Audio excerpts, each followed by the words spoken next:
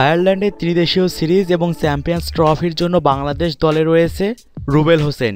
এরপর ত্রিদেশীয় সিরিজের প্রথম ওয়ানডেতে টাইগারদের একাদশেও জায়গা হয়েছিল ডানহাতি এই পেসারের। তবে সিরিজের প্রথম ওয়ানডেতে জায়গা হলেও নিউজিল্যান্ডের বিপক্ষে ত্রিদেশীয় সিরিজের তৃতীয় ওয়ানডেতে কপাল পুড়তে যাচ্ছে পেসার রুবেলের।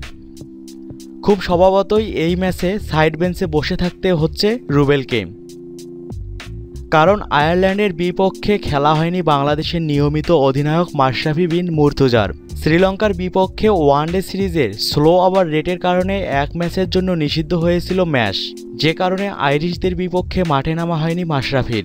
আর মাশরাফির বিকল্প হিসেবেই একাদশে সুযোগ পেয়েছিলেন রুবেল হোসেন। যেহেতু মাশরাফি নিউজিল্যান্ডের বিপক্ষে ম্যাচে ফিরেছেন, সেহেতু বলা যাচ্ছে রুবেলকে সাইড বেঞ্চে বসে থাকতে হবে।